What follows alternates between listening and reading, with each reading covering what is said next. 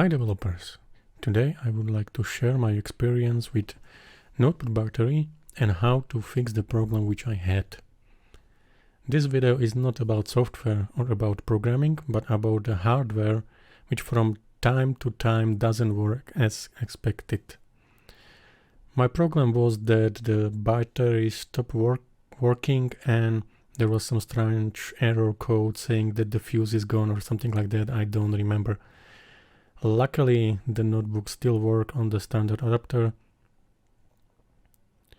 And you have a couple of options how to tackle this problem.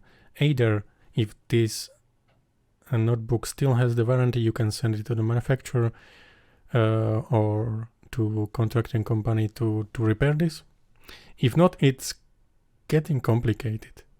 If the warranty is over, you can check with the manufacturer what would be the price for the repair, or you can buy replacement part if it's available.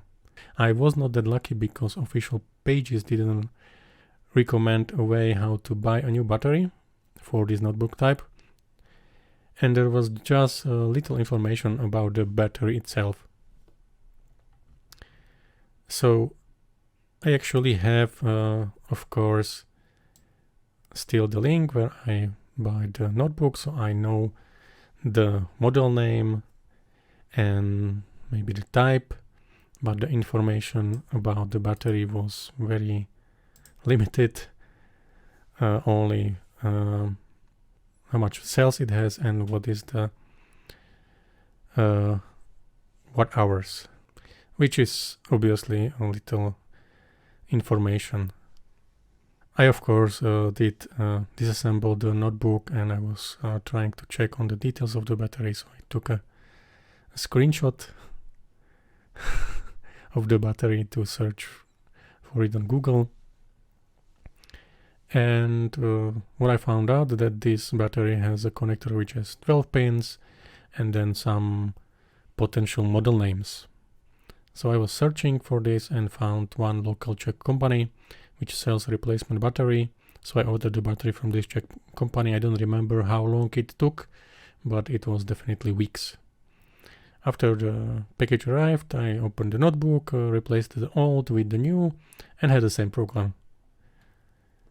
So I didn't give up, and I continued in my search and tried another reseller called Laptop Battery Direct Net, where I used their search and I found some matches.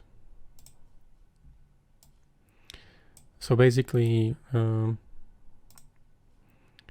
was searching for the model name FM08 and I found that it's for HP, which was finally some good hit.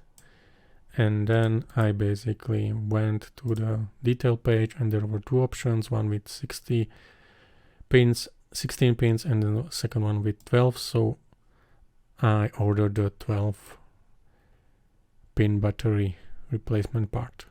So again, after some weeks, I received an email from the reseller that the battery was delivered in the local Czech office and local post office and I should pick it up. Obviously, there was a problem in the local Czech post office, which they didn't inform me that there is a package. So after I received this email, I went to the local Czech post office, picked the package, and went home. And I forgot to mention that I accidentally ordered two batteries, not one.